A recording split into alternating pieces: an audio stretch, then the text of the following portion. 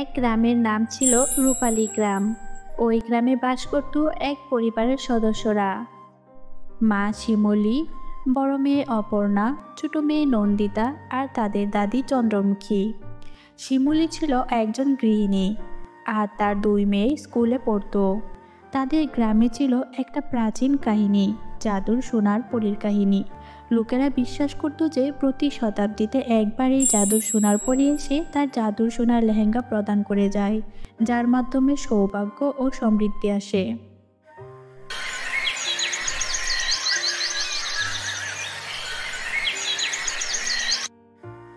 একদিন সন্ধ্যাবেলা শিমুলী ও তার দুই মেয়ে যখন বাড়ির আঙিনায় বসে গল্প করছিল, তখন হঠাৎ নন্দিতা বলল, মা, আমাদের স্কুলে আজ জাদুর সোনার পরীর গল্প শুনিয়েছিল।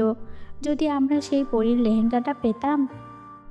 মেয়ের এমন কথা শুনে শিমুলী মুচকি এসে বলল, এমনটা হলে তো খুবই ভালো হতো, কিন্তু এটা তো শুধু একটা গল্প। অপর্ণা সেই মুহূর্তে দৃঢ়ভাবে বলল, মা, আমাদের চেষ্টা করতে হবে, হয়তো আমরা সেই পরীকে খুঁজে পাব। এরপর দিনগুলো কাটতে লাগলো। অপর্ণা ও নন্দিতা একসঙ্গে গ্রামের আশেপাশের বন জঙ্গলে খুঁজতে লাগলো।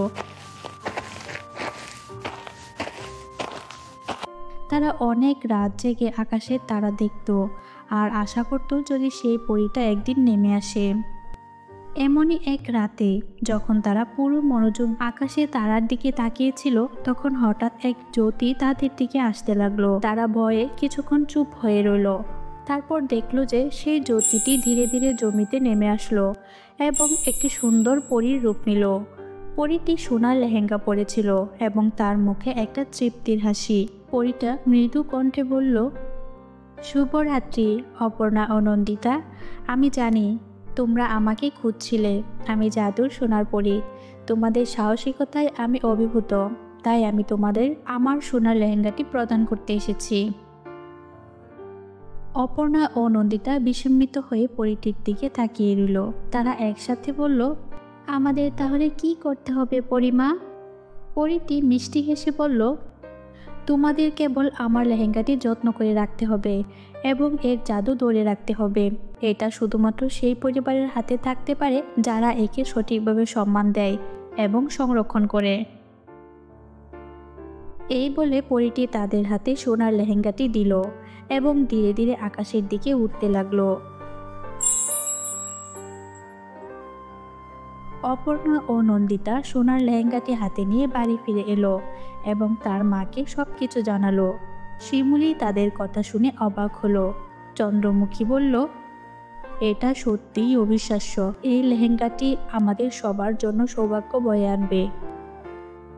এরপর দিনগুলো কাটতে লাগলো এবং ধীরে ধীরে তাদের পরিবারে সুদিন ফিরতে শুরু করলো। অপর্ণা ও নন্দিতা একসঙ্গে মিলেমিশে লেহেঙ্গাটির যত্ন নিত। তাদের পরিবারের অর্থনৈতিক অবস্থাও দিন দিন ভালো হতে লাগলো। গ্রামে তাদের সুনাম বাড়তে লাগলো। সবাই জানতো যে শিমুলী ও তার মেয়ে অপর্ণা ও নন্দিতা তাদের কঠোর পরিশ্রম ও সততার মাধ্যমে এই সাফল্য অর্জন করেছে। একদিন অপর্ণা ও নন্দিতা বাড়ির আঙিনায় বসে শিমুলীর সাথে গল্প করছিল। তারা শুনছিল যে গ্রামের বাইরে একটা প্রাচীন মন্দির আছে। সেখানে একটা সোনার মূর্তি রয়েছে। বলা হয়ে থাকে যে সেই মূর্তিটি কোনো এক বিশাল ধন সম্পদ লুকানো আছে। অপর্ণা ও নন্দিতা ওই মূর্তিটির খোঁজ করতে মনস্থির করলো। অপর্ণা তখন বলল, নন্দিতা, আমি মনে করি আমাদের উচিত সেই মন্দিরে যাওয়া। হয়তো আমরা সেই ধন সম্পদ খুঁজে পেতে পারি। নন্দিতা আগ্রহের সাথে বলল, ঠিক বলেছ আপু, আমরা মায়ের সাথে আলোচনা করে বেরিয়ে পড়ব। শিমুলী তাদের কথা শুনে বলল, মেয়েরা, তোমাদের সাহসিকতা ও কৌতূহল প্রশংসনীয়, কিন্তু দয়া করে সাবধানে থেকো। এইভাবে অপর্ণা ও নন্দিতা প্রাচীন মন্দিরের উদ্দেশ্যে যাত্রা শুরু করলো। পথে তারা নানান ধরনের বিপদ ও চ্যালেঞ্জের সম্মুখীন হলো। কখনো গহীন জঙ্গল পার করতে হলো, কখনো নদী সাঁতরে পার হতে হলো, কিন্তু তারা দৃঢ় প্রতিজ্ঞ ছিল যে তারা সেই সোনার মূর্তিটা খুঁজে বের করবে। একদিন প্রচণ্ড ঝড় বৃষ্টির রাতে তারা একটি গুহার সামনে এসে পৌঁছালো। গুহার মুখে ছিল অন্ধকার। তাদের মশাল জ্বালিয়ে ভিতরে প্রবেশ করতে হলো। গুহার ভেতরে ঢোকার পর তারা দেখতে পেল বিশাল একটা সোনার মূর্তি। মূর্তির গায়ে বিভিন্ন রহস্যময় চিহ্ন খোদাই করা ছিল। অপর্ণা বলল, নন্দিতা, আমরা মনে হয় মূর্তিটা খুঁজে পেয়েছি। এখন আমাদের দেখতে হবে কিভাবে এই ধন সম্পদ বের করা যাবে। হ্যাঁ আপু, এই মূর্তির চিহ্নগুলো বিশ্লেষণ করতে হবে। হয়তো চিহ্নগুলোতেই ধন সম্পদের রহস্য লুকানো আছে। তারা অনেকক্ষণ ধরে মূর্তির চিহ্নগুলো বিশ্লেষণ করতে লাগলো। একটা পর্যায়ে তারা বুঝতে পারলো যে মূর্তির একটি বিশেষ চিহ্নে চাপ দিলে একটি গুপ্ত দরজা খুলে যাবে। অপর্ণা সেই চিহ্নে চাপ দিল আর সাথে সাথে একটি গোপন দরজা খুলে গেল। তারা দরজা দিয়ে প্রবেশ করে দেখতে পেল একটা বিশাল হলঘর, যেখানে অসংখ্য সোনার মুদ্রা, রত্ন ও মূল্যবান বস্তু জমা করা আছে। অপর্ণা ও নন্দিতা অবাক হয়ে গেল।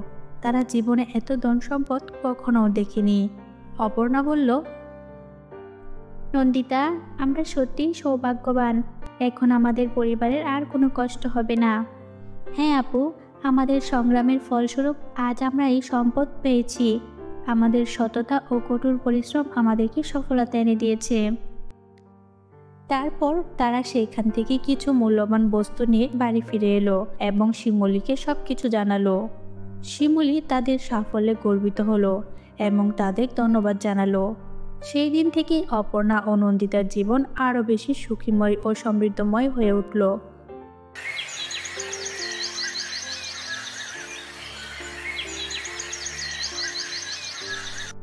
পরীটি আবারও কিছুদিন পর অপর্ণা ও নন্দিতাকে দেখতে এলো এবং বলল, তোমাদের সততা ও পরিশ্রম এবং সাহসিকতার জন্য আমি গর্বিত। তোমরা সত্যি জাদুর লেহেঙ্গার যোগ্য রক্ষক। আমি চাই তোমরা সবসময় এই মূল্যবোধগুলো ধরে রাখো। অপর্ণা ও নন্দিতা মুচকি হেসে বলল, পরিমাতা, আমরা তোমার কথাই মেনে চলব।